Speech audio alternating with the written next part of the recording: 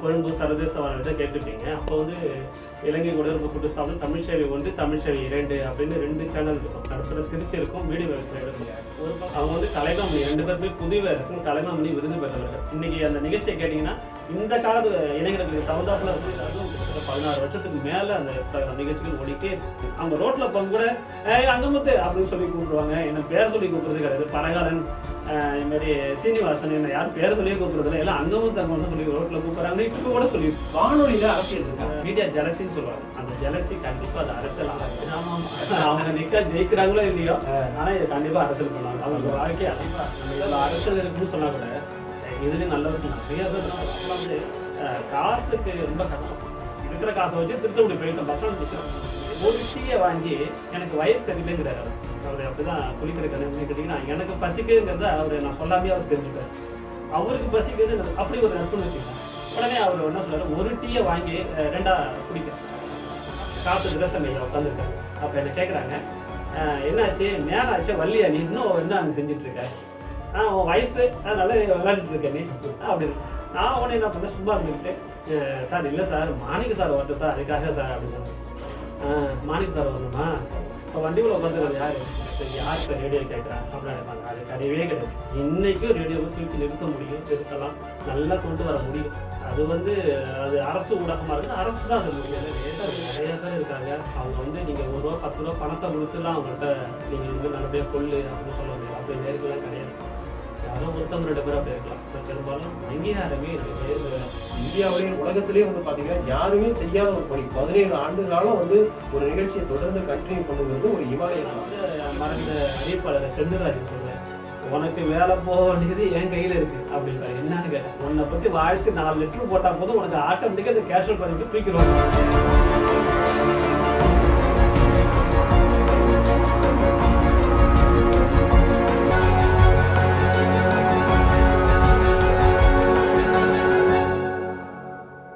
தமிழ் மலர் YouTube channel viewers அனைவருக்கும் வணக்கம். நான் உங்கள் ஜேக்கப் சதீசீலன். பல்வேறு நிகழ்ச்சிகளை இந்த யூடியூப் சேனலில் தொடர்ந்து பார்த்துட்டு வர உங்களுக்கு அடுத்ததாக புதுமையாக என்ன பண்ணலாம் அப்படின்னு நாங்கள் பல நிகழ்ச்சிகளை வந்து தயார் பண்ணி வச்சுட்ருக்கோம். அந்த வகையில் இன்றைக்கி நம்ம வந்து ஒரு இன்டர்வியூ வந்து பார்க்க போகிறோம். இன்றைக்கி இன்டர்வியூவில் யார் கலந்துக்க போகிறோம் அப்படின்னா, இவருடைய குரல் ரொம்பவும் தெரிந்த ஒரு குரல். யாரும் இவரை நேரில் பார்த்துருக்க மாட்டீங்க. அவருடைய குரலை வந்து கேட்காத ஒரு மனிதர்கள் வந்து குறைவாக தான் இருப்பீங்க. அந்த அளவுக்கு ஒரு அற்புதமான ஒரு குரலுக்கு சொந்தக்காரர். வானொலியில் வந்து பார்த்தீங்க அப்படின்னா இவருடைய குரல் வந்து காலையும் மாலையும் மதியமும் அப்படின்னு சொல்லி ஒழிச்சுக்கிட்டே இருக்கும். அப்படிப்பட்ட ஒரு சிறப்பு வாய்ந்த ஒரு மனிதர். இது போன்ற மனிதர்கள் வந்து காலத்தால் அழிக்க முடியாத இந்த மனிதர்களை நாங்கள் வந்து ஒரு ஒளிப்பேழைக்குள்ளே அவங்கள கொண்டு வரணும் அப்படிங்கிறதுக்காக தான் இந்த நிகழ்ச்சியை வந்து தயார் செஞ்சுருக்கிறோம். அந்த வகையில் வந்து பார்த்தீங்கன்னா உங்களுக்கு இவர் யாரு அப்படிங்கிறத நான் சொல்லக்கூடிய இந்த குழு மூலமாகவே நீங்கள் வந்து கண்டுபிடிச்சிருப்பீங்க. திரு ராசேன் சார் அவர்களை தான் நம்ம வந்து இன்னைக்கு இன்டர்வியூவில் பார்க்க போகிறோம். வணக்கம் சார். உங்களை வந்து எங்களுடைய தமிழ் மலர் டிவி யூடியூப் சேனல் ஸ்டுடியோவுக்கு வந்து வருகன்னு வரவேற்கிறோம். ரொம்ப சந்தோஷம். உங்களுடைய நேர்களுக்கு என்னுடைய வணக்கத்தை தெரிவிச்சுக்கிறேன். வந்து 26 வருடங்கள் இந்த சேவையில பணிபுரிஞ்சது. 17 வருடங்கள்ங்கிறது விளம்பர நிகழ்ச்சிக்கு மட்டும் தான் 17 வருடங்கள். கிட்டத்தட்ட வந்து 17 ஆண்டுகள் வந்து பாத்தீங்கன்னா தொடர்ந்து வந்து வானொலியில வந்து ஒரு குறிப்பிட்ட நிகழ்ச்சியை வந்து கொடுத்துட்டே இருக்கிறீங்க. இன்னும் சொல்ல போனா இந்த 17 ஆண்டு காலம் ஒரு கோர்வையா எந்த ஒரு டிவி சேனலும் அந்த ஒரு பணியை செஞ்சிருக்க மாட்டாங்க. எந்த ஒரு இந்தியாவிலேயே உலகத்திலேயே வந்து பாத்தீங்கன்னா யாருமே செய்யாத ஒரு பணி. 17 ஆண்டு காலம் வந்து ஒரு நிகழ்ச்சியை தொடர்ந்து கண்டினியூ பண்ணுங்கிறது ஒரு இமாலய சாதனை. எப்படி இந்த சாதனையை நீங்க வந்து பண்ணுனீங்க? அந்த சாதனையை வந்து நிகழ்த்து நான் இல்லை, அது மேல உள்ள கடவுளுடைய ஆசீர்வாதம். அடுத்தது நேர்களுடைய அங்கீகாரம். அதுதான் என்னுடைய மெயினா நான் நினைக்கிறேன். இது வரைக்கும் நானும் பேட்டி யாருக்கும் கொடுத்தது கிடையாது. அதுல உங்களுடைய கட்டாயத்தின் நட்பின் கட்டாயத்தினராக அவங்க வந்து நான் கொடுக்க வேண்டிய சூழ்நிலை. மற்றபடி என்னுடைய குரலை நேரத்தில் எல்லாரும் கேட்டிருப்பாங்க, நிகழ்ச்சிகளை பார்த்துருப்பாங்க. முதல்ல வந்து இந்த உங்கள் டிவி சார்பாக நேரடியாக எல்லா நேர்களுக்கும் என்னுடைய நன்றியை தெரிவிச்சுக்கிறேன். ஏன்னா உங்களுடைய ஆசீர்வாதமும் உங்களுடைய அந்த ஆதரவும் இல்லைனாக்கா நம்மளால் இவ்வளோ தூரம் வந்திருக்க முடியாது. எனக்கு கிட்டத்தட்ட வந்து 50 வயதை தாண்டிடுச்சு. 54 வயதாகிடுச்சு. 27 வருடமாக ஒரு வானொலியில் நான் அறிவிப்பாளராக இருந்தேன். அதுக்கு பிறகு இந்த விளம்பர நிகழ்ச்சிக்குள்ளே வந்து அது ஒரு பெரிய கதை. அது பின்னாடி நான் சொல்கிறேன் போக போக. விளம்பரதாரருக்கும் இந்த பக்கம் வந்து விளம்பரதாரையும் நம்ம திருப்திப்படுத்தணும், நேர்களை மெயினாக திருப்திப்படுத்தணும். திருப்திப்படுத்தி இத்தனை வருஷம் ஓட்டுறதுக்கு ஒரு பெரிய விஷயம் தான். யாருமே செஞ்சிருக்க மாட்டாங்க அப்படின்னு தான் நினைக்கிறேன். உங்களுடைய இளமை காலங்கள் எப்படி உங்களுக்கு வானொலி மேல ஒரு ஆர்வம் வந்துச்சு, அதை பத்தி கொஞ்சம் சொல்லுங்களேன். எனக்கு சின்ன பிள்ளையிலேருந்து வந்து பார்த்தீங்கன்னா, இப்போ பக்கத்தில் வந்து இலங்கை பக்கத்தில் இலங்கை வானொலி நீங்கள் வந்து உங்கள் வயதில் பார்த்தீங்கன்னா கொழும்பு சர்வதேச வானொலி தான் கேட்டிருப்பீங்க. அப்போ வந்து இலங்கை குடியுரிமை கூட்டு ஸ்தாபனம் தமிழ் சேவை 1 தமிழ் சேவை 2 அப்படின்னு 2 சேனல் இருக்கும். நடுப்புற திருச்சி இருக்கும், மீடியம் வேவ்ஸ்ல இருக்கும். ஒரு பக்கம் 1 ஒரு பக்கம் 2 அப்படின்னு 2 அலைவரிசை வரும். திருச்சியை விட்டுட்டு 2 பக்கம் மாறி மாறி கேட்போம். காரைக்கால் வானொலிக்கு வர்றதுக்கு முன்னாலே நான் வந்து என்ன பண்ணுவேன், ஆல் இண்டியா ரேடியோ இது காரைக்கால் வானொலி நிலையம் அப்படின்னு நான் சொல்லுவேன். சாதாரண சொல்லி பழகும். சின்ன பிள்ளையில இப்படி ஒரு ஆசை அது மேல ரொம்ப நகைச்சுவையான ஒரு ஆசையாவும் இருக்கு. சின்ன பிள்ளையா இருக்கும்போது அதை கேட்கும்போது காரைக்கால் வானொலின்னு சொல்லி பழகி இருக்கீங்க. அப்படியே சொல்லி பழகும். அதாவது இலங்கை வானொலி ஒளிர்வு கூட்டு ஸ்தாபனத்தை மட்டும் எடுத்துட்டு காரைக்கால் வானொலின்னு அதுல போட்டு அப்பையில இருந்தே பேசுவேன். அப்ப கூட அம்மா சொல்லுவாங்க, அப்ப காரைக்கால் வானொலி வந்து அப்பெல்லாம் வானொலி வரல வர்றதுக்கு முன்னாடி அந்த கனவோட இருந்திருக்கீங்க. அந்த கனவோட இருந்திருக்கேன். ஒரு காலத்துல அது வந்து நிஜமாகும் அப்படிங்கறது நான் எதிர்பார்க்கவே இல்லை. அது எல்லாம் கடவுளுடைய, நம்ம என்ன நினைக்கிறோமோ அது நடக்கும் அப்படின்னு சொல்லுவாங்க பெரியவங்க. அது என் வாழ்க்கையில் நடந்துச்சு. அம்மாவை பத்தி சொன்னீங்க. அம்மா நான் கூட கேட்பேன், எப்படிமா எனக்கு இது மாதிரி ஆர்வம் வந்துச்சு அப்படின்னு கேட்கும்போது சொல்லுவாங்க, நீ வயசுல இருக்கும்போது கூட நான் இலங்கை வானொலி தான் கேட்டுட்டு இருந்தேன், அந்த தாக்கம் உனக்கு வந்துருச்சு போல இருக்கு அப்படின்னு. அம்மா வந்து அதிகமா அந்த பாடல்கள்லாம் ரொம்ப விரும்பி கேட்பாங்க. அந்த தொகுப்பெல்லாம் பேசுறதெல்லாம் சொல்லுவாங்க. ஒரு அதுதான் வந்துருச்சோ அப்படின்னு கூட பின் காலத்துல நான் நினைச்சது உண்டு. 17 ஆண்டுகள் வந்து ஒரு நிகழ்ச்சியை கண்டினியூ போறதுக்கு நிறைய சிரமங்கள் இருந்திருக்குமே. அந்த சிரமங்கள்லாம் எப்படி நீங்க வந்து கடந்தீங்க? ஒரு எபிசோடு தொடர்ந்து 17 வருஷங்களா கொடுத்துட்டு வர்றது அப்படிங்கிறது ஒரு கஷ்டமான காரியம். ஆனால் இதுக்கு முன்னாடி ஒரு பெரிய 27 வருடங்களா நம்ம வானொலியில் வேலை செஞ்சப்ப அப்போ வந்து முழுக்க எனக்கு, ஏன்னா நான் மனசுல கனவுல நினைச்சது நேரையா வந்துட்டு அப்படிங்கும்போது அதை விடக்கூடாதுங்கிறதுக்காக நிறைய இது பண்ணேன். அதுக்காக உழைக்க வேண்டிய வந்துச்சு. அங்கே வேலையும் கிடச்சிது. ஒரு கேஷுவலாக தான் இருந்தேன். கேஷுவலாக போய் அங்கே வேலையும் கிடச்சிது. இந்த காத்த துரைசாமி ஐயான்னு ஒருத்தர் இருக்காங்க. நான் அவங்ககிட்ட தான் வேலையெல்லாம் கற்றுக்கிட்டேன். எனக்கு நிறையா அவங்க தான் சொல்லிக் கொடுத்தாங்க. அவங்க வந்து எப்படின்னு கேட்டிங்கன்னா, நிறைய மெட்டீரியல் வச்சுருப்பாங்க, மெட்டீரியலில் கொடுப்பாங்க. அந்த மெட்டீரியலில் கொடுத்த பிறகு நான் அதை எப்படி கமர்ஷியலாக பண்ணலாம் அப்படின்னு பின்னாடி யோசனை பண்ணேன். அதுக்கு பிறகு முத்துசாமி சார்ன்னு ஒரு ஐயா வந்தாங்க. அவங்க சென்னையிலேருந்து இங்கே டைரக்ட் ஆகி வரும்போது, உனக்கு நிறைய நிகழ்ச்சி தெரியுது, லைவும் பண்ண தெரியுது, ப்ரொடக்ஷனும் தெரியுது, அதனால நீ வந்து என்ன பண்ண, விளம்பரம் மூலியமா இதை பண்ணி நீ ரெகுலராக உன்னுடைய நிகழ்ச்சி போகணும். நாளைக்கு நீ உன் காலில் நிற்கணும். இதை தவிர உனக்கு ஒன்றும் தெரிய மாட்டேங்குது. காலையில் சாயந்தரம் வரைக்கும் நீ இங்கே இருக்கிற அப்படின்னு சொல்லி என்ன பண்ணாங்க, உடனே எனக்கு விளம்பர ஏஜென்சி ஒன்று எடுத்து கொடுத்த, கவர்மெண்ட்லேயே விளம்பர ஏஜென்சி எடுத்து கொடுத்து நீ இதை பண்ணு அப்படின்னு சொல்லி பண்ணாங்க. அப்போ தான் நீ ஒரு தனித்துவமான ஆளாக இருக்க முடியும் அப்படின்னு சொன்னார். அதே போல் அவர் அன்னைக்கு கொடுத்தது ரமேஷ் பாபு சார் என்ன ஒருத்தங்க இருந்தாங்க. 2 பேரும் தான் ரொம்ப எனக்கு உதவி பண்ணாங்க. அவங்க 2 பேரும் உதவி பண்ணி இன்னைக்கு இத்தனை நாள் நீங்கள் சொல்கிற அளவுக்கு நேரில் மத்தியில் மட்டும் இல்லை, வெளியிலையும் இப்போ தெரியுதுன்னா அதுதான் மெயின் காரணமாக நினைக்கிறேன். இப்போ பேசிட்டு இருக்கும்போது காத்த துரைசாமி அப்படின்னு சொன்னீங்க. யார் அவரை பத்தி ஏதாவது சொல்ல முடியுமா? நிகழ்ச்சியை பார்க்கக்கூடிய நேரம். காத்த துரைசாமி ஐயா அப்படிங்கிறவங்க அப்படின்னு கேட்டீங்கன்னா, நான் இந்த வானொலியில போய் காரைக்கால் பண்பலையில போய் சேரும்போது 1996 அவங்க இருந்தாங்க. அப்போ வந்து அவங்க ப்ரோக்ராம் நிகழ்ச்சி பொறுப்பாளராக தான் இருந்தாங்க. அப்புறம் நிலைய தலைவராக ஆனாங்க. அவங்க வந்து எப்படின்னு கேட்டிங்கன்னா, அவங்க பொறுத்த வரைக்கும் நான் ஃபுல்லாக அவங்களுக்கு அப்படிதான். அங்கே ஸ்டேஷன்லேயே எல்லாம் சொல்லுவாங்க, சித்தப்பா வந்துட்டாரு அப்படின்னு சொல்லுவாங்க. என்னோட சித்தப்பா அப்படின்ற மாதிரி தான் பேசுவாங்க. நல்லா எனக்கு உதவி பண்ணுவாங்க. நம்ம எது சொன்னாலும் கேட்பாங்க. அதேமாதிரி அவங்க சொல்கிறத நம்ம கேட்கணும்னு நினைப்பாங்க. நான் அதேமாதிரி செய்வேன். அதேமாதிரி ப்ரொடக்ஷன்லாம் அவங்ககிட்ட நான் இப்போ நிகழ்ச்சி தயாரிப்பு அப்படிலாம் சொல்கிறீங்களா, அவங்ககிட்ட தான் நான் நிறையா கற்றுக்கிட்டேன். அப்போலாம் ஸ்கூல் இருக்கும், அந்த 11th இருக்கும், அவர்கிட்ட கற்றுக்கிட்டது தான். அதான் நான் சொன்ன மாதிரி நிறைய அவங்கள்ட்ட மெட்டீரியல் இருக்கும். அதை வந்து நான் கமர்ஷியலாக எப்படி பண்ணி தெரிஞ்சுக்கிட்டேன். எனக்கு ஒரே ஒரு வருத்தம் என்னன்னு கேட்டீங்கன்னா, அந்த கமர்ஷியலாக பண்ணுறதுக்கு அவங்க ஒரு வழி கொடுத்துருந்தா இன்னும் சந்தோஷப்பட்டிருப்பேன். அது அவங்களால செய்ய முடியல. யார் உங்களுக்கு அந்த வழி கொடுத்து இந்த முத்துசாமி சார் தான் எனக்கு வந்து அந்த வழியை கொடுத்தார். முத்துசாமி சென்னையில கொஞ்சம் சொல்லுங்க. அவங்க வந்து சென்னையில இருந்தாங்க. அவங்க பெரிய வீணை ஆர்டிஸ்ட். அது மூலயமா அவங்களுக்கு ப்ரொமோஷன் கிடைச்சி இங்க காரைக்கால் பண்பலைக்கு அவர் வந்து நிலைய இயக்குனராக வந்தார். அப்போதான் இவர் சொன்னார், இது மாதிரி உனக்கு எல்லா திறமையும் இருந்து நீ அப்படியே போயிடக்கூடாது, நீ இதில் நல்லா சம்பாதிக்கலாம், நல்லாவும் இருக்கலாம், நீ நேர்களையும் விட்டுற வேண்டாம் அப்படின்னு சொல்லி தான் அதுக்கப்புறம் எனக்கு இதை ஏஜென்சி எடுத்து கொடுத்து ப்ரோக்ராமும் கொடுத்து, இந்த அங்கமுத்து அப்படின்ற ப்ரோக்ராம், ஆலய தரிசனங்கிற ப்ரோக்ராம் தொடர்ந்து 16 வருடங்களுக்கு மேலே அது போயிட்டு இருக்குன்னா காரணம் அந்த சொரத்தோடு நான் நடத்திட்டு இருக்கிறது தான் காரணம். அவருக்கு கொடுத்த வழி தான். ஆனால் இதுக்கு பின்னாடி ஒவ்வொருத்துக்கு பின்னாடியும் காத்த துரைசாமி ஐயா இருக்காரு அப்படிங்கிறது உண்மை. அதாவது உங்களுக்கு வந்து ஒரு நல்வழியை காமிச்சு உங்களை இந்த அளவுக்கு நீங்க வந்து ஒரு விளம்பர நிறுவனம் நடத்துறதுக்கு மிகப்பெரிய ஒரு விதையை போட்டவர் முத்துசாமி ஐயா. உங்களுடைய விளம்பர நிறுவனத்துல வந்து எவ்வளவோ விளம்பரங்கள் போகுது, அதுல சில வாக்கியங்கள்லாம் சொல்றாங்க, அதெல்லாம் யார் எழுதி தராங்க? மிகப்பெரிய நிறுவனம் வந்து பரஞ்சோதி தங்கம் பலகாலம் தங்கம் அப்படின்னு அது நம்ம தான் கிரியேட் பண்ணோம். அது மாதிரி பிஎஸ்ஆர் காரைக்காலுக்கு பணத்தை மிச்சப்படுத்தணும்னா காரைக்கால் பிஎஸ்ஆர் தங்கமணிக்கு வாங்க அப்படின்ற ஒரு ஸ்லோகன். எலக்ட்ரிக் பொருட்களின் கிருத்தி காரைக்கால் மூர்த்தி, இப்படி நம்மளே தான் கிரியேட் பண்றது. அது எப்படி என்ன ஆகுதுன்னு நமக்கு தெரியாது. இந்த இன்ஸ்பிரேஷன் எப்படி வந்தது கேட்டீங்கன்னா வந்து அப்போ வந்து நம்ம தொலைக்காட்சி பார்ப்போம், அப்போல்லாம் வந்து தூர்தர்ஷன்லாம் பார்ப்போம். அந்த தூர்தர்ஷனில் பார்த்தீங்கன்னா அந்த கிரிக்கெட் இந்த விளம்பரம்லாம் வரும்போது Amul the taste of India கடைசியில் ஒரு கொட்டேஷன் கொடுப்பான். அந்த அமுலுங்கிறதோட டேஸ்ட் ஆஃப் இந்தியா அப்படிங்கிற கொட்டேஷன் அப்படி மனசில் நிற்கும்.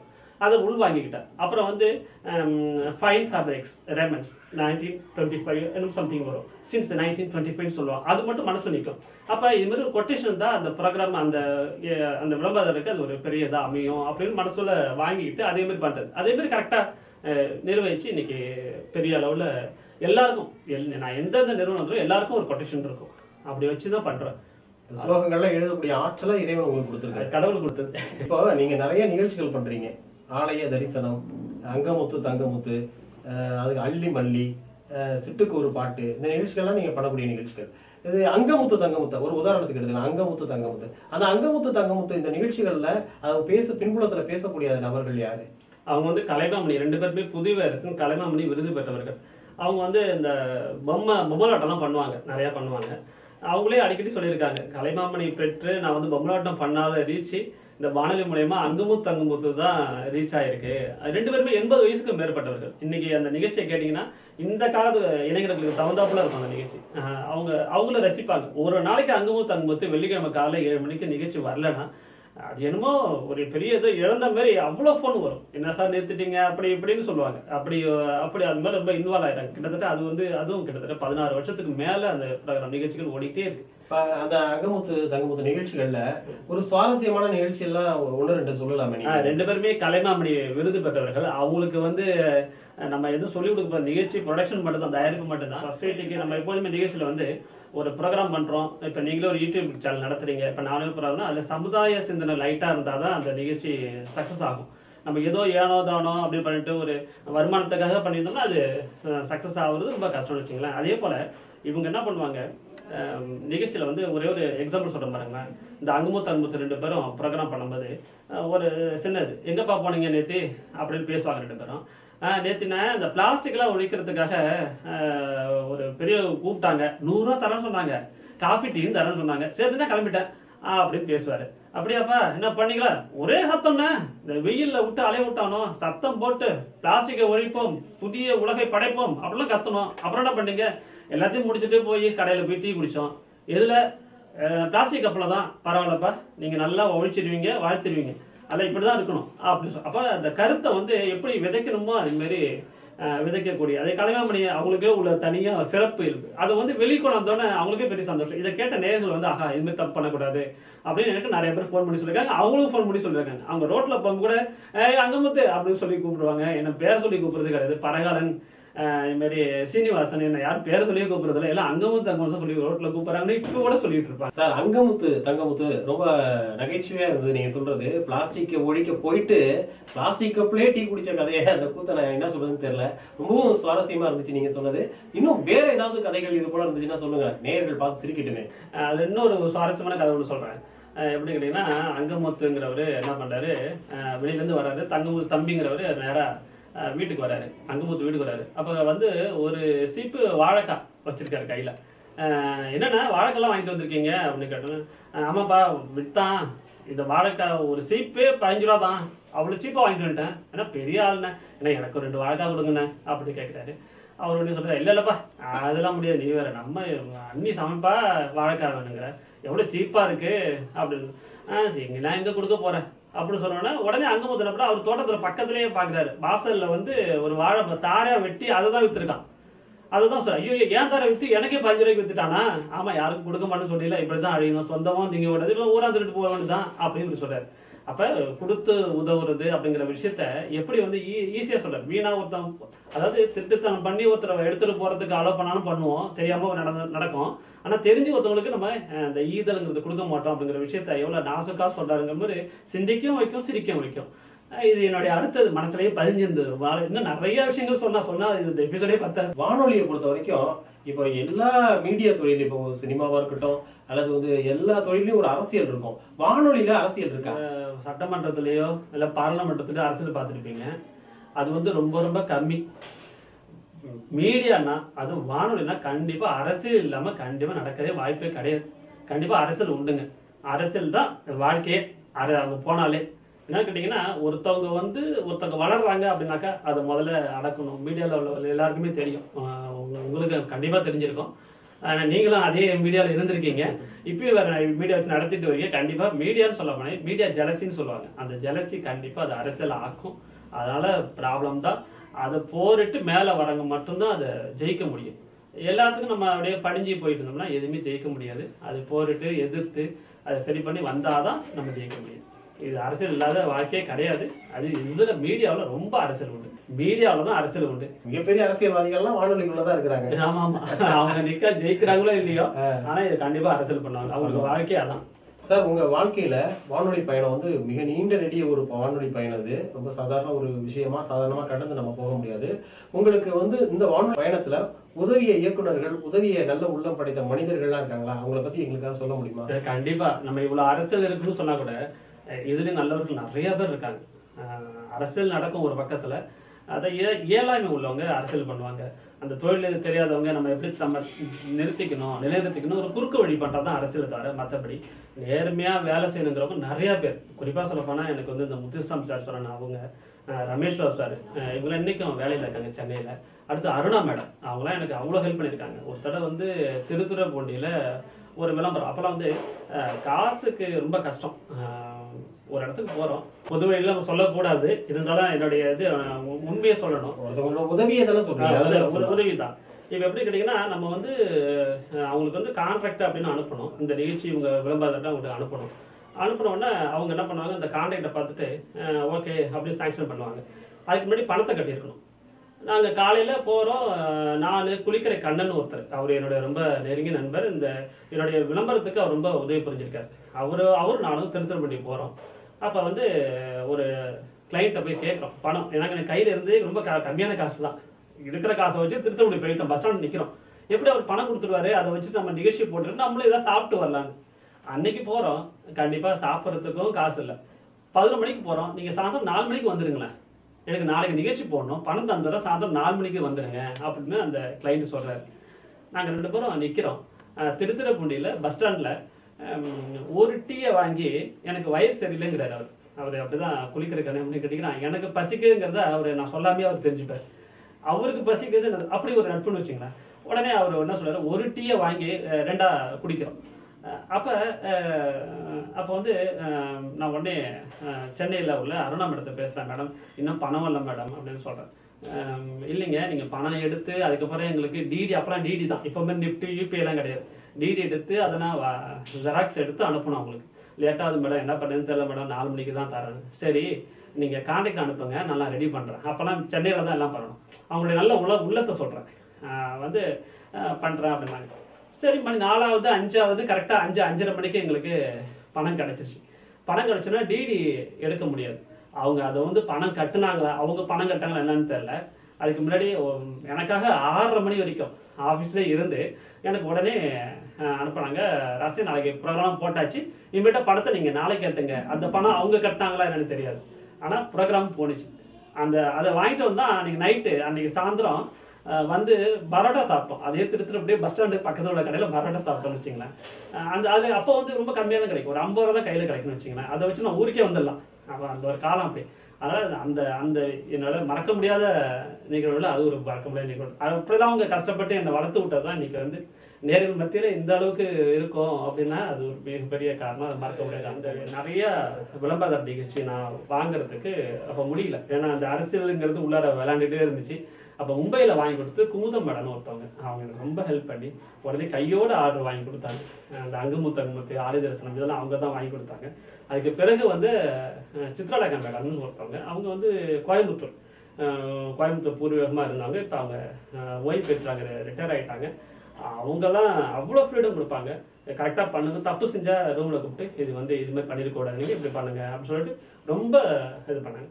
அதுக்கு அடுத்து பார்த்தீங்கன்னா மயிலாடுதுறை செந்தில்குமார், இன்னைய வரைக்கும் அவர் புதுவையில் அங்கே தான் அந்த நிகழ்ச்சி பொறுப்பாளர் இருக்கு. நிகழ்ச்சிகள் எதுவாக இருக்கட்டும் அவர் அப்படியே உட்காந்து அப்படியே இன்வால்வ் ஆகி பண்ணுவார். அவர்கிட்டையும் நான் நிறைய கற்றுக்கிட்டேன்.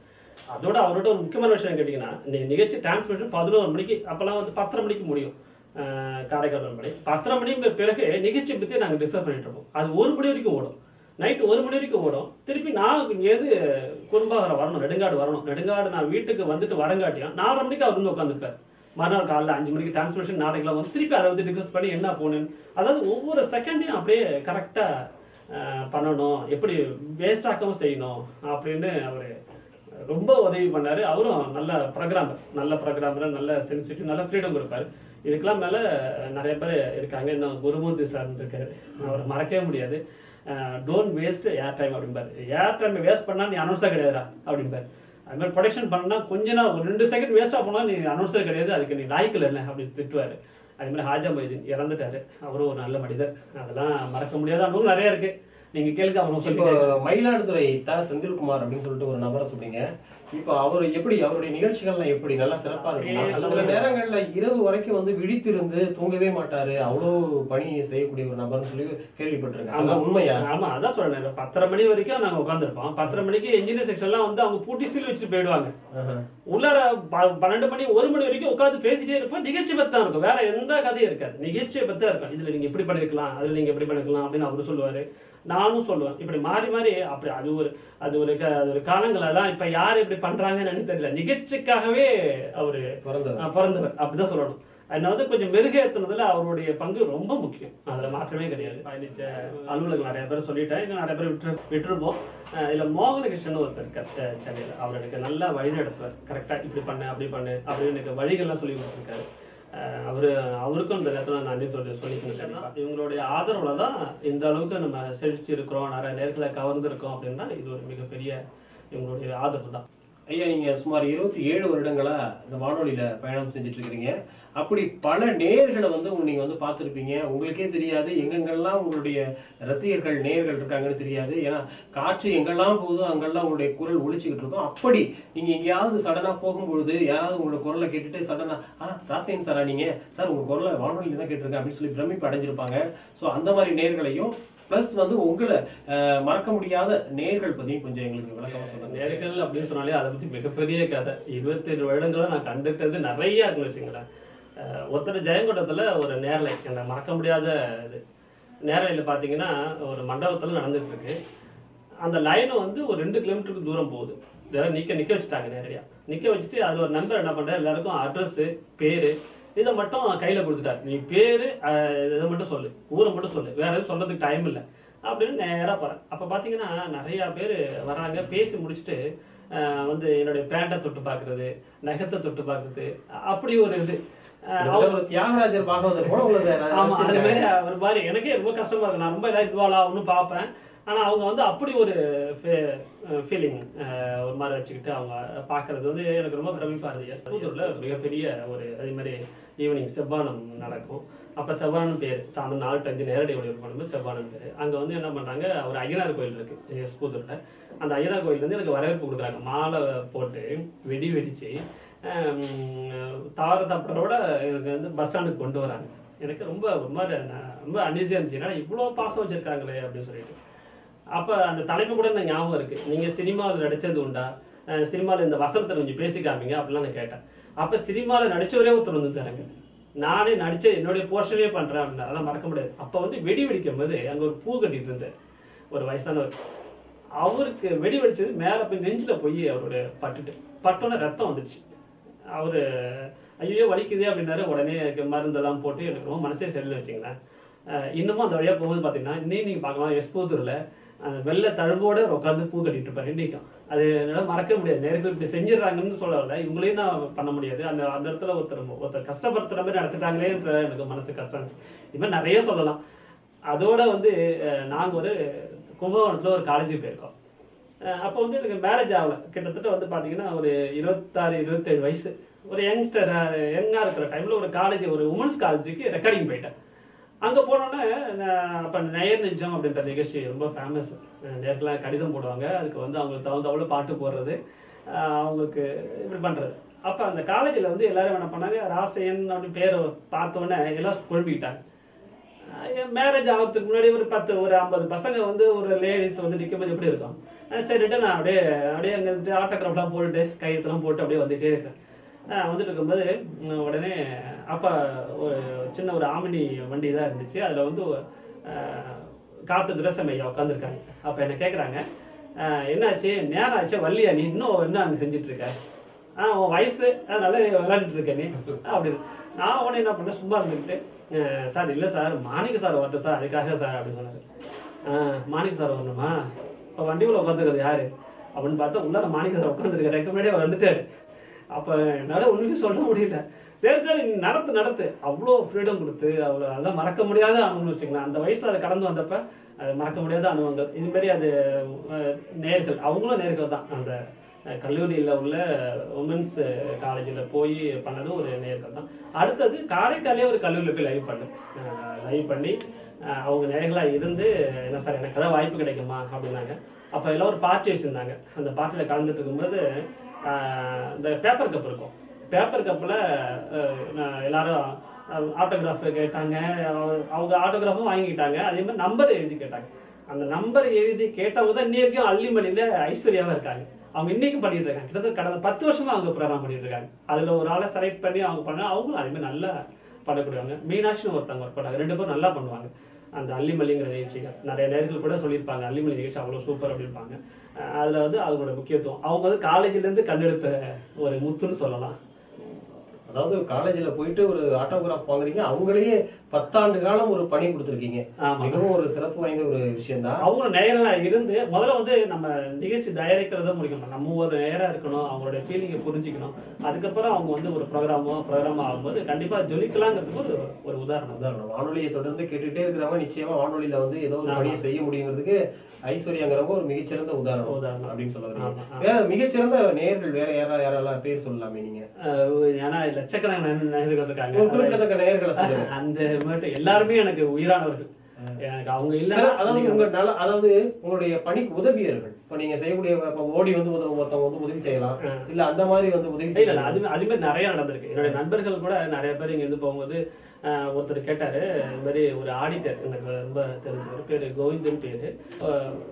வர வழியில இது மாதிரி பஞ்சர் ஆகிட்டு நான் கும்பகோணத்துக்கு அந்தாண்டு நிற்கிறேன், டூ வீலரில் பஞ்சர் ஆகிட்டு, நான் என்ன பண்ணுறதுன்னு தெரியல, ஏதாவது வழி பண்ணுங்க அப்படின்னு. நீங்கள் எந்த ஊரில் நிற்கிறீங்கன்னு சொன்னேன். கேட்டோன்னே சாமிமலைக்கு அந்தாண்ட ஒரு இடத்துல நிற்கிறேன் அப்படின்னு. அங்கே பக்கத்தில் எங்கேயாவது 2 வீலர் ஒர்க் ஷாப் இருக்கா, இல்லை யாராவது இருக்காங்களா, பக்கத்தில் யார் இருந்தாலும் ஃபோனை கொடுங்க அப்படின்னு சொன்னேன். ஃபோனை கொடுத்த உடனே அவர்கிட்ட கேட்குறாரு, எஃப்எம் கேட்பீங்களான்னு கேட்டேன். கேட்பேன் அப்படின்னு சொன்னாரு. நான் ராசையம் பேசுகிறேன் அப்படி. நான் அதை பார்த்ததே கிடையாது. அப்படியா சார், என்ன சார், என்னோட நண்பர், அவருக்கு தேவையான வசதி செஞ்சு கொடுங்க, அது மாதிரி பஞ்சராக நிற்கிறாரு. அவரே பக்கத்தில் எடுத்துகிட்டு போய் பஞ்சர் வரைக்கும் ஒட்டி வந்து எல்லாம் கொடுத்து அவர் வந்தார். சொன்னார், சார் என்ன சார் மூஞ்சே தெரியல. அப்புறம் நான் போய் தனியாக போய் அவரை பார்த்துட்டு வந்து வச்சுக்கிறேன். அதுமாரி அது கண்ணுக்கு தெரியாமல் அவ்வளோ பாசமாக இருப்பாங்க. ஐயா, உங்கள் நிகழ்ச்சிகளை வந்து நீங்கள் எப்படி தொடர்ந்து இவ்வளோ ஆண்டு காலம் கொடுக்குறீங்க? 17 ஆண்டு காலம் வந்து ரசிக்கிற அளவு எப்படி அந்த சுவாரஸ்யத்தை உங்களால் கொடுக்க முடிஞ்சது? What is the secret of the success? அது வந்து எப்படின்னு கேட்டிங்கன்னா, அது இதுவும் என்னோட இது கிடையாது, எல்லாம் கடவுளுடைய ஆசை தான். அடுத்து வந்து நீங்கள் 17 ஆண்டுகள் இந்த விளம்பர நிகழ்ச்சி மட்டும்தான் 17 ஆண்டுகள் சுமார். மற்றபடி பார்த்தீங்கன்னா இப்போ 27 ஆண்டுகள் இந்த இதில் வானொலியில் பயணித்துக்கிட்டு தான் இருக்கிறோம். இதுக்கு ஒரு சின்ன ஒரு எக்ஸாம்பிள் ஒன்று சொல்கிறேன். அதாவது அன்னைக்கிளி படம் ரிலீஸ், இளையராஜாவோட முதல் படம். அப்போ அவர் என்ன பண்ணுறாரு, அதெல்லாம் மனசில் எனக்கு விழுந்துட்டே இருக்குன்னு வச்சுங்களேன். அப்போ அவர் சொல்கிறாரு, நான் கடற்கரை சாலையில் நடந்து போகிறேன், அப்போ அன்னைக்கிளி பாட்டு போட்டாண்டி அப்படின்னு சொல்கிறாங்க. உடனே எல்லாரும் வீட்டுக்கு அன்னைக்கிளி உடனே தடு வீட்டுக்கு, நான் இங்கேருந்து கடற்கரை போகிற வரைக்கும் அந்த குப்பத்தில் ஃபுல்லாக இந்த பாட்டு தான் ஓடிட்டு இருக்கு. அப்போ நான் என்ன நினைக்கிறேன், இந்த பாட்டை நம்ம ஒளிபரப்புறோம், நம்ம செஞ்சு போடுறோம், இதை ஒளிபரப்பும் போது மக்கள் கேட்குன்ற நிலைமைக்கு அந்த கடவுள் உருவாக்கிட்டாரு அப்படின்னு சொல்கிறார். அதே தான் நம்ம நிகழ்ச்சியில் கேட்கணும்னு அந்த நேர்கள்கிட்ட கடவுள் உருவாக்கியிருக்காரு. நம்ம எதுவுமே பண்ணல, நம்மகிட்ட எதுவுமே தெரியாது. அவ்வளோதான் எனக்கு தெரிஞ்சது. அதுதான் கடவுளுடைய ஆசையால இது ஓடிட்டு இருக்கு. தென்கட்சிக்கு சுவாமிநாதன் அவருக்கு ஏதாவது இது மாதிரி அரசியல் அழுத்தம் வந்து கொடுத்துருக்கிறாங்களா? அரசியல் அழுத்தம் கிடையாது, அரசியல் புயலே வீசிச்சு சுத்தமா. அவரை வந்து சொல்ல போனா பெரிய கதையே இருக்கு. அவரு கிட்டத்தட்ட பாத்தீங்கன்னா டெய்லி தெர்லி வானொலி நிலையத்துல காலை மலர் அப்படிங்கிற நிகழ்ச்சியில அவரு ரெகுலரா தகவல் கொடுத்தாரு. அது கிட்டத்தட்ட 1000க்கு மேல எபிசோடு இருக்கு. ஆனா இன்னைக்கு நம்ம தமிழ்நாட்டுல 90 எபிசோடு தான் இருக்கு. அதுவும் காரைக்கால் வானொலி நிலையத்துல முத்துசாமி சார் செஞ்சு கொடுத்ததுதான் அந்த 90 அவர் உயிரோட இருக்கும்போது நாங்க எடுத்ததான் தமிழ்நாடு கூட ஒளிபரப்பிட்டு இருக்காங்க. அவர் இங்க காரைக்கால் வந்து இங்க தனியார் ஹோட்டலோட பாரிஸ் ஹோட்டல் இருந்துச்சு, அது இப்ப இல்ல. அந்த ஹோட்டல்ல தங்க வச்சு அறிவிப்பாளர் அந்த கல்யாண சுந்தரம் அவர் போய் டெய்லி போய் அழைச்சிட்டு வந்து உட்கார வச்சு கட்டா எடுப்பார். அதெல்லாம் மறக்க முடியாத நிகழ்வுகள். இவர் வந்து இதுக்கு முன்னால சென்னை வானொலி இருக்கும்போது டெய்லி பண்ணதெல்லாம் அப்போ வந்து எப்படி கேட்டீங்கன்னா அந்த ஸ்பூல்னு சொல்லுவாங்க, ரவுண்டா ஸ்பூல்னு இருக்கும். அதுல வந்து பல்க் எரேசர் சொல்லுவாங்க. ஒரு பெரிய மேக்னெட் இருக்கும். அந்த மேக்னெட்டை வச்சு முண்டை ஒரு ரவுண்டு, பின்னாடி ஒரு ரவுண்டு, 2 பேரும் சேர்த்தா அதுல எல்லாம் அலைஞ்சிடும். இவர் ரிட்டையர் ஆன உடனே எல்லாத்தையும் அழைச்சிட்டாங்க. 1000கணத்துக்கு மேல இருந்த அந்த தகவல் நேரம் அப்படியே அழைச்சிட்டாங்க. அப்ப பாருங்க அரசியல் எந்த அளவுக்கு வேலை வச்சிருக்கு பாருங்க. அது மாதிரி ஒரு நல்ல மனிதருக்கே இனிமேல் நடக்கும். அதுக்கப்புறம் அவங்க வந்து அவர் புத்தகம் வெளியிட்டு இருந்தாரு. அந்த புத்தகத்தை பேஸா வச்சுக்கிட்டு இங்க வந்து ஒரு தடவை வந்தாருன்னா 30 எபிசோடு எடுப்பார். அது மாதிரி 3 தடவை வந்தாரு. அதுக்கப்புறம் ஐயா உயிரோட இல்லை. இருந்திருந்தால் ஒருவேளை இன்னும் கூட நிறைய கிடைச்சிருக்கும். அதுக்கு மேல கிடைக்கல. அந்த 90 தான் எல்லாரும் நம்ம பயன்படுத்தி பார்க்கறோம். ஏதோ ஒரு தனியார் தொலைக்காட்சியில வந்து உங்களை பத்தி ஒரு செய்தி ஒளிபரப்பானதா ஒரு தகவல் வருது, அது உண்மையா? என்ன செய்தி அது? ஆமா தனியார் தொலைக்காட்சியில் நீயா நானா அப்படின்ற ஒரு நிகழ்ச்சி.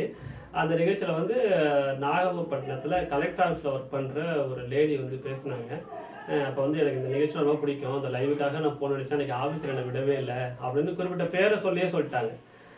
அந்த குறிப்பிட்ட பேர் நீங்க தான்? ஆமா அப்படி சொல்லிட்டாங்க. ஆசைன்னே சொல்லிட்டாங்களா? அந்த நிகழ்ச்சியும் சொல்லிட்டாங்க. அந்த நிகழ்ச்சி அன்னைக்கு நான் தான் போனேன். தொடர்ந்து நான் வந்து ஒரு செந்தில்குமார் மயிலாடுதுறை செந்தில்குமார் என்ன பண்ணாங்க, வந்து 17 நாள் எனக்கு தொடர்ந்து அந்த நிகழ்ச்சி கொடுத்தாங்க. அந்த 17 நாளுக்குள்ள தான் அது நடந்துச்சு. அவங்க சொன்ன டேட்ல வந்து 17 நாள். அப்போ நான் தான் கன்ஃபார்ம் பண்ணிக்கிட்டேன். அது கூட சொன்னாங்க காசு கொடுத்து சொல்ல வச்சுட்டாங்க அப்படின்னாங்க. இதுதான் அரசியலுங்கிறது. அதாவது தன்னால முடியாத பட்சத்துல இப்படி ஒன்று சொல்லுவாங்க. அப்ப நம்ம அடக்க பார்ப்போம். மீடியால வந்து பாத்தீங்கன்னா ஒருத்தவங்களை அடக்கி நம்ம மேல வரணும் அப்படின்னு நினைப்பாங்க. அதுக்காக என்னென்ன முயற்சிகளோ அதை மேற்கொள்வாங்க. அதெல்லாம் போராடி தாண்டி வரணும். நிகழ்ச்சி தொகுப்புலாம் என்ன சார்? ஒரு நிகழ்ச்சி பேசுவாங்க. அதுல இப்ப நீங்க இப்ப வந்து நிகழ்ச்சியில தமிழ் மடல்ல நான் சொல்றதை அப்படியே போட மாட்டீங்க. அதுல வந்து கட் பண்ணி எடிட் பண்ணி ஒரு அழகா ஒரு கேட்கற மாதிரி போடுவீங்களே, அதே போல தான் மிக்சிங், எடிட்டிங், டப்பிங் அப்படின்ற ஒரு செக்ஷன் இருக்கு. அந்த செக்ஷன்ல போய் அதை வந்து ப்ரோக்ராம் வேவ்ஸை வந்து மாற்றி வீடியோவில் பண்ணுறது கூட ஈஸி. ஆடியோவில் அவங்க எந்த மைண்ட் செட்டில் பேசியிருப்பாங்க அப்படின்னு நம்மளே யூகிச்சிருக்கோம். அதுதான் ரொம்ப கஷ்டம். ஆடியோ பண்ணிட்டா வீடியோ ஈஸியாக பண்ணிடலாம். அது மாதிரி பண்ணி அதை வந்து நேயர்களுக்கு பிடிக்கிற மாதிரி செய்யணும். அவங்க பிடிச்சிருக்கணும். அதே மாதிரி இந்த பக்கம் பார்த்தீங்கன்னா நீங்கள் விளம்பரதாரன்னு சொல்லிட்டீங்க. விளம்பரதாரனா அவங்களுக்கு பிடிச்சிருக்கணும், நேயர்கள்ட்ட இருந்து உங்களுக்கு ஃபீட்பேக் வரணும். அதனால அவங்களுக்கு ரொம்ப வியாபாரம் நடக்கணும். அப்படி இருந்தால் தான் அவங்க பணத்தை கட்டுவாங்க, பணத்தை கொடுப்பாங்க. அப்போ விளம்பரதாரம் நமக்கு முக்கியம், நேயர்களும் முக்கியம்.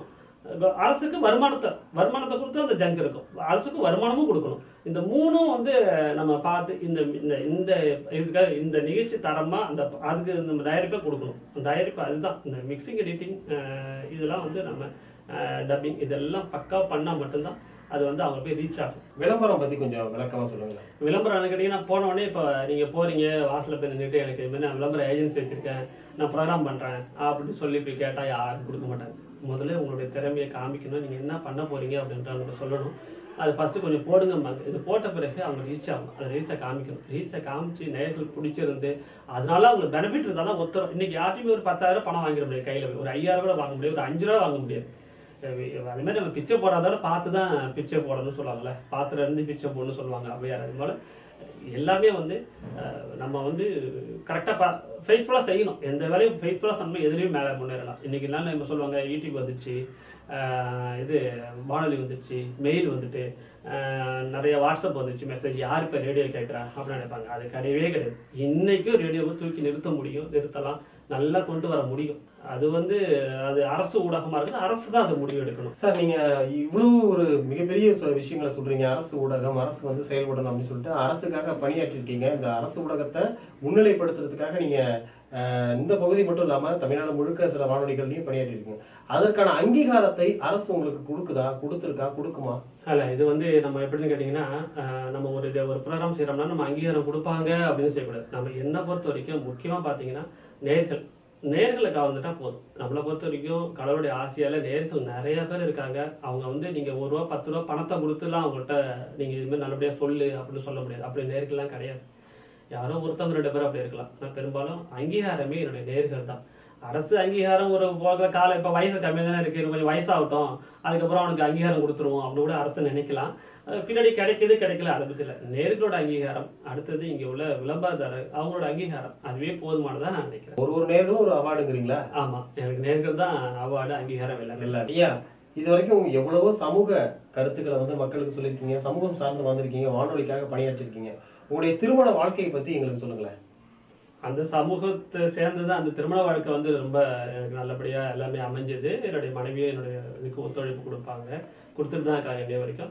என்னுடைய குழந்தைகள், அப்பா அம்மா யாருமே நான் சொல்ல முடியாது, எனக்கு பயங்கரமாக ஒத்துழைப்பு கொடுப்பாங்க. என்னோட திருமண வாழ்க்கை அப்படி சொன்னோடனே திருமணத்தை அன்னைக்கு நடந்ததே ஒரு சுவாரஸ்யமான சம்பவம் உண்டு.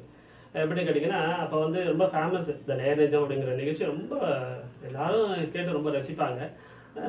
நான் இந்த பயந்துக்கிட்டு எல்லாருக்கும் கொடுக்கக்கூடாது, ஏன்னா நீங்கள் பாப்புலர் ஆகிட்டீங்கன்னா உடனே உங்களை விளையாட்டி தூக்கிடுவாங்க. அதான் அரசியல் அதுவும் வந்து இந்த மீடியாவில் கண்டிப்பாக இருக்குன்னு நான் பல தடவை சொல்லிட்டேன். ஜெலசி கண்டிப்பாக உடனே வேலையை பற்றி தூக்கிடுவாங்க.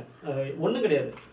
கூட நாங்கள் வந்து மறந்த அறிவிப்பாளர் செந்தில்ராஜன் சொல்லுவார், உனக்கு வேலை போக வேண்டியது என் கையில் இருக்குது அப்படின்பாரு. என்னன்னு கேட்டேன், உன்னை பற்றி வாழ்த்து 4 லிட்டர் போட்டால் போதும் உனக்கு ஆட்டோமேட்டிக்காக இந்த கேஷுவல் பதிவு விட்டு தூக்கிடுவாங்க அப்படின்னு சொல்லி விளையாட்டா சொல்லுவார்.